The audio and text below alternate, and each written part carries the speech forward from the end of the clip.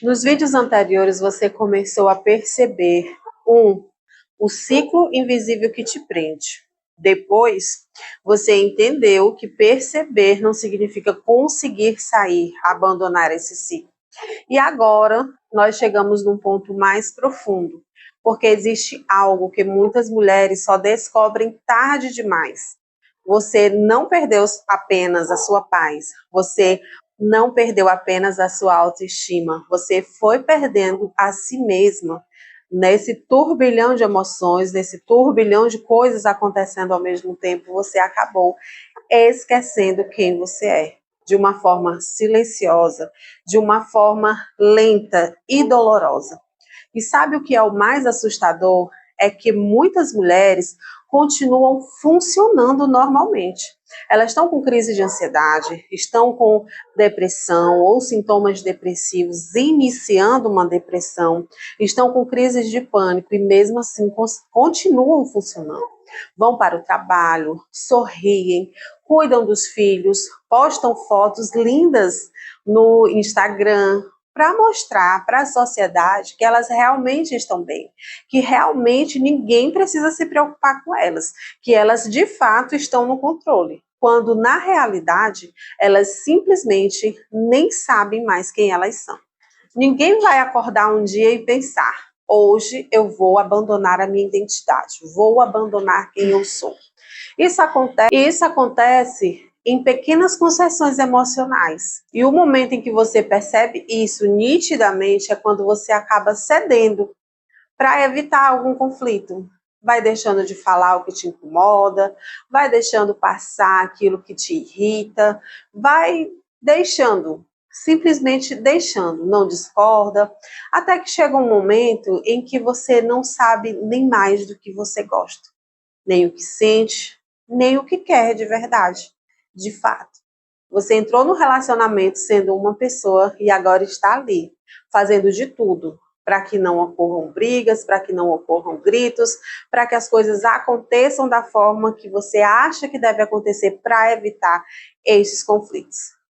E aí é que você percebe que o vínculo com você mesmo, esse é o que está sendo quebrado. Freud descrevia que o ego tenta constantemente encontrar formas de sobreviver emocionalmente diante das dores psíquicas. É como se ele não quisesse resolver, mas simplesmente sobreviver. E muitas vezes, para evitar o abandono, a rejeição, a angústia, o sujeito acaba se adaptando, mesmo que isso seja algo ruim, mesmo que isso custe a própria identidade. Na prática, isso significa que você começa a se moldar emocionalmente para continuar sendo aceita, mesmo que o ambiente esteja te adoecendo. Você acaba sorrindo do que te machuca, silencia o que te incomoda, tolera o intolerável. Outra pessoa, estando na sua situação, você daria um conselho totalmente diferente daquilo que você está fazendo. E faz isso porque, inconscientemente, perder o outro parece mais ameaçador do que perder a si mesmo. É como se você não conseguisse enxergar o que está acontecendo diante dos teus olhos. Talvez você tenha falado essas frases. Ah, eu não era assim antes. Eu sorria mais, eu era mais divertida, eu me perdi, eu não consigo mais me reconhecer. E essa fala, ela é muito importante porque ela revela que existe uma divisão acontecendo dentro de você. E que, apesar de você estar fazendo tudo para permanecer nesse relacionamento, uma parte de você está vendo que tem alguma coisa errada e que precisa resolver. E é isso que está te gerando conflito. Uma parte de você ainda lembra de quem você era. Outra está totalmente identificada com a dor. É o lugar que ela reconhece como familiar. Lacan dizia também que o sujeito se constitui através do olhar do outro.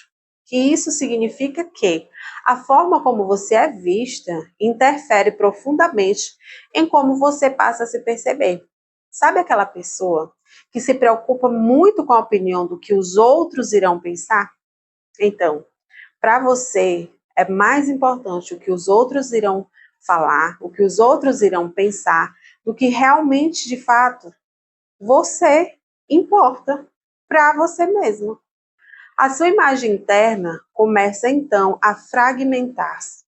Você começa a duvidar da própria percepção, não sabe mais se aconteceu ou não, duvida da própria memória, duvida da própria realidade.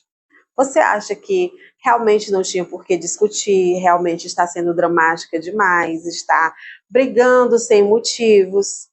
E é aqui, é nesse momento que muitas mulheres entram em colapso emocional, sem perceber. Existe um ponto em que não estamos mais falando apenas do sofrimento emocional. A gente começa a falar do esgotamento psíquico. O corpo, ele começa a responder a tanta agonia, né? A tanto sofrimento, que acaba demonstrando em forma de insônia, ansiedade constante, falta de energia, crises de choro, taquicardia, dificuldade de concentração, sensação de vazio, compulsões, oscilações emocionais, e muitas mulheres se culpam por isso.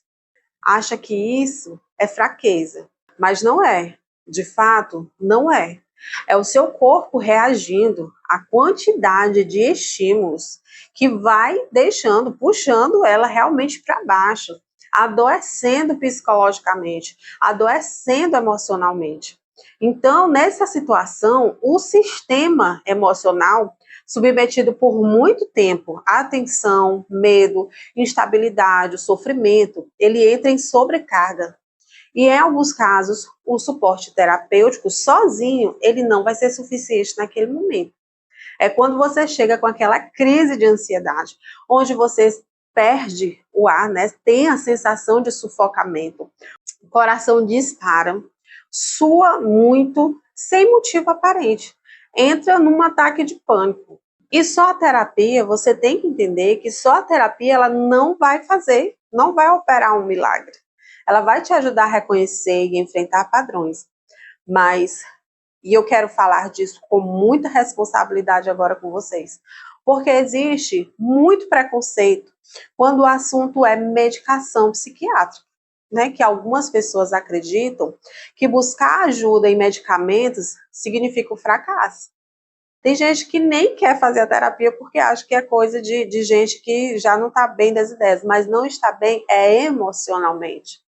E então, em alguns casos, o sofrimento ele é tão intenso, o sofrimento psíquico, que chega a um nível tão profundo que o cérebro ele perde temporariamente a capacidade de regular as emoções. Então você vai sentir ou sono de mais ou sono de menos, vai ter ansiedade descompensada. O teu funcionamento vai ser realmente o básico. E nesse momento, os fármacos, eles vão poder te ajudar a funcionar como um suporte. É uma bengala que você vai utilizar até poder voltar a caminhar sozinho novamente. Não é para apagar sua dor, não é para anestesiar sua história, mas para te devolver as condições mínimas para que você comece a reorganizar tua psique. Freud, ele nunca separou mente do corpo de uma forma simplista. E hoje sabemos, através da psiquiatria, da neurociência, que o sofrimento emocional prolongado, ele produz impactos biológicos reais. Né? Você imagina que está sentindo alguma coisa e aquela coisa passa a ser real de fato. O cérebro ele também sofre e o corpo acaba adoecendo. Por isso, buscar uma ajuda psiquiátrica quando necessário não diminui em nada a sua força. Pode ser exatamente isso, esse passo que vai te permitir que você continue o processo terapêutico sem colapsar.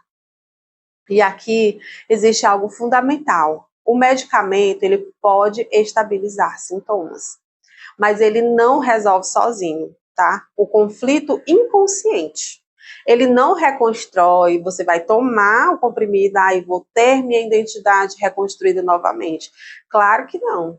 Ele não vai elaborar um trauma por você, ele não vai curar sua dependência emocional, Ele não vai ensinar o sujeito a existir sem se abandonar. Ah, não, então por que eu tenho que tomar essa medicação? Para que você possa racionalizar de forma lógica e coerente. Para que esses sintomas que você tem sentido, essa falta de ar, o tremor no corpo, elas possam ser amenizadas. E com isso você consiga se concentrar na sua cura, no seu processo. Porque você não precisa apenas parar de sofrer, você precisa existir emocionalmente. E talvez hoje você ainda não consiga saber quem você é de verdade. De fato, voltar a olhar para si e entender quem você é. Mas o simples fato de perceber que você se perdeu no meio dessa jornada já é um começo valiosíssimo. Porque durante muito tempo você acreditou que precisava salvar o relacionamento. Agora, talvez você comece a entender que você precisa salvar primeiro a si mesmo. E esse processo dói. Infelizmente, esse processo ele não é simples. Ele não te isenta da dor e do sofrimento. Porque reconstruir identidade significa encarar algumas perguntas que ficaram esquecidas. O que eu sinto? O que eu quero? O que eu tolero? E por que eu tolero isso? Quem sou eu sem essa dinâmica desse relacionamento adoecido? No começo, o silêncio dessas perguntas assusta. Talvez você não consiga responder todas essas perguntas de cara de uma vez só, mas é nela que o seu reencontro consigo mesmo começa. Você não nasceu para viver anulada emocionalmente, para não sentir, para não sorrir, para não brincar, para viver se diminuindo para caber. Você não nasceu para sobreviver em migalhas afetivas. E por mais que hoje você ainda se sinta assim perdida no meio disso tudo, a sua identidade, com certeza, ela não desapareceu. Ela foi soterrada por algum instante. E tudo aquilo que foi soterrado, ele pode ser acessado novamente. Mas primeiro, você precisa parar de procurar a si mesma dentro do outro e entender que você, por ser você, é um ser completo. O outro, ele serve para complementar e não para completar.